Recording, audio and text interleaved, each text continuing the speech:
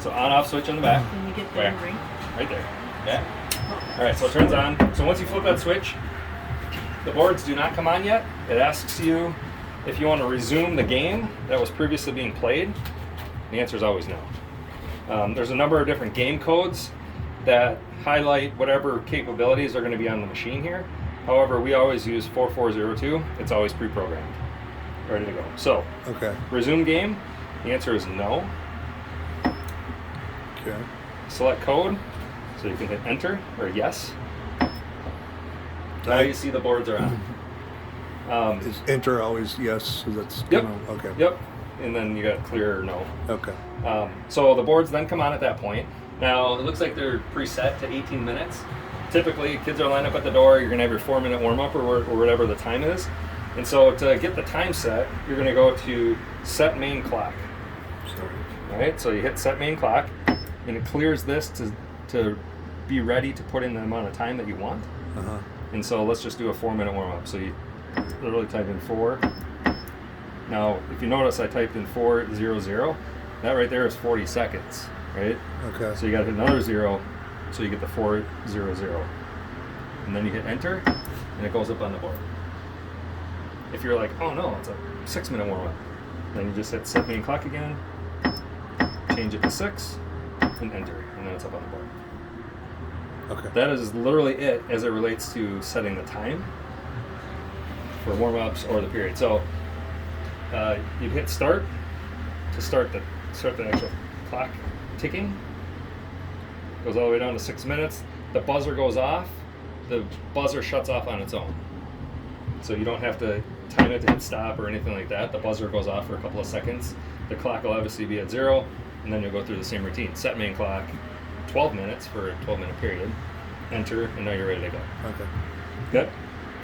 So that is the setting of the clock, and then it's literally a start-stop. So ref says, "Are you ready to go?" Yep, I am. Boom, I hit start. Oh, there's an offsides. Stop. Puck drops. Start. There's a goal. Stop. That's all you're doing at the time. Anytime you hear a whistle. Anytime you hear a whistle, Okay. yep, starts up. Now what's going to happen is you're going to get caught watching the game because your kid's out there, and you're like, oh, sweet. And then you're like, did somebody just yell start the clock? You're like, oh, shoot. Right. Yeah. Start, sorry.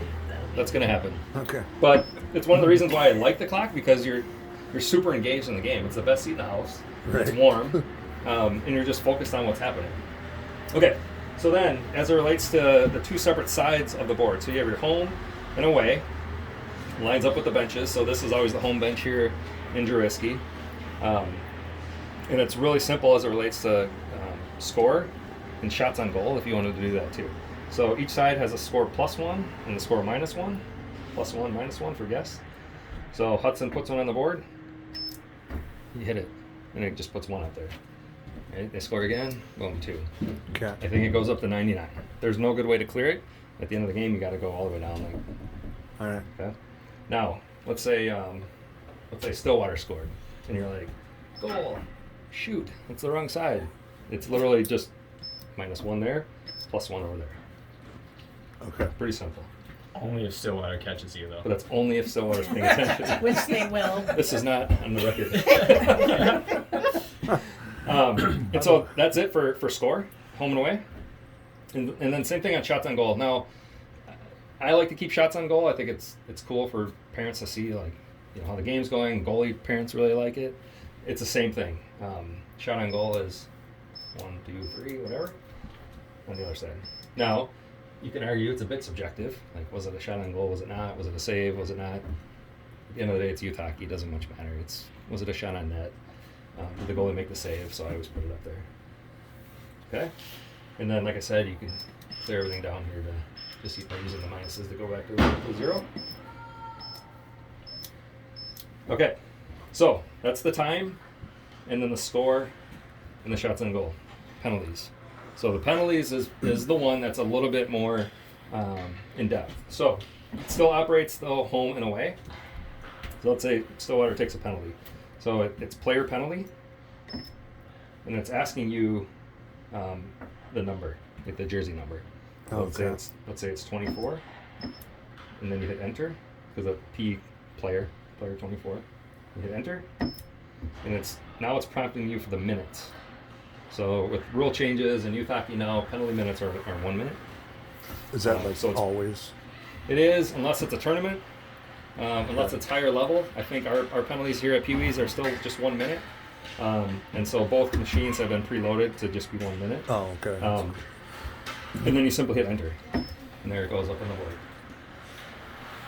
Number 24, 1 minute penalty. Now we've got the game clock up there at 5 minutes and 30 seconds. So again, you just hit start. So the game starts clicking down. So does the penalty. Okay, there's an offsides, whatever. You just hit stop. It stops both sides. No problems. Okay, start up again. When the penalty expires, it automatically comes off the board.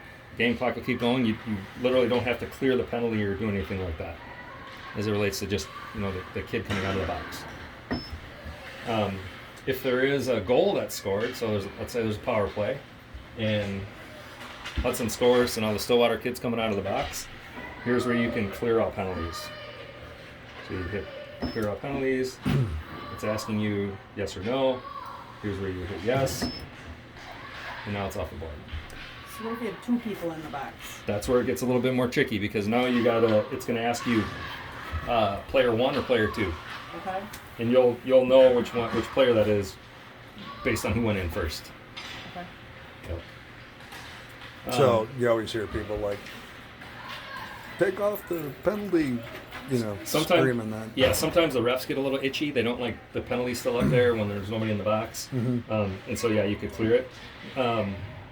Okay. To, Just hit to clear wipe it off. all. Yep. Okay. Yep.